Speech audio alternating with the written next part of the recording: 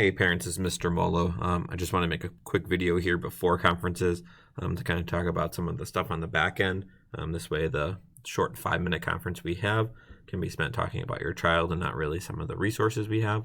So Schoology is obviously a big one here. So if we go into a course, yours will look very similar to mine. I have a little more functions on it, but here on the side is our upcoming schedule, which is there, so it can kind of tell you what we're doing each day. And then here are the folders with the information. So depending on what day it is, if you click on that folder by the week, and then it's broken up into the day. And pretty much every day in there, there's book videos that are there. So people from the book made a video. There's a video from me. And then there's a video kind of reviewing it, and we call it a puzzle time. And then the homework information is on here. So it won't bring you to the homework. The homework's on another website, but it'll at least tell you what the students had for homework. And then all this information is available as well if you go to the calendar and click on your kid's class. It'll tell you what they need to do for the day. So I know some teachers use that student completion, which I do as well. So you can kind of go back and see that they have to, in order to be marked present for the day, they have to go and watch this video and that video. But I'm not going to make them go and watch the book videos. If they want extra help, they can go do that. Or same thing, clicking on this is just an extra click. So there's no attendance piece logged to that. But if they're not watching the videos for homework, I don't know how they're knowing how to do the lesson if they're not in school. So when students are distance learning either that Monday, Tuesday, Wednesday, or Wednesday, Thursday, Friday, then I'm expecting them to watch these videos that I make. The other thing then on Schoology is also where all the grades are, which I can't click here because then you would see everyone's grades, but you have the option there to go in there and look at your students' grades. The other website I want to show you is Big Ideas.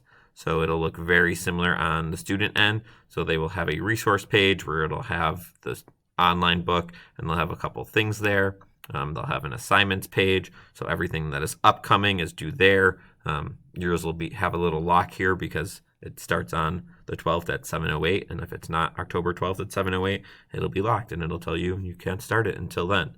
And so those are the assignments I have the next couple of weeks in here. So they're all in there for them. And these are upcoming assignments. So they're in the upcoming tab. If your child is ever missing anything, it's not that they can't do it anymore. It's just that it's not going to show up in the upcoming tab. It is going to be shown in the overdue tab. So I don't have any students with any missing assignments in this class. So there's no overdue assignments for this class. But every once in a while I get a kid freaking out saying like, oh, I was late on the homework and now I can't do it. No, you can. It's just in a different tab over. And then we can go over here and look at the collected ones as well. And so kind of a unique feature here. Let's look at this one. So I can see the average score right away. So 91, 93, 79. This was a tough lesson. And then even inside that, it breaks it down even further for me. So it'll tell me the questions that students got, or more than 75% of the students answered correctly. Usually not going to worry about those. These are a little cause for concern. 50 to 75% of them got it correctly.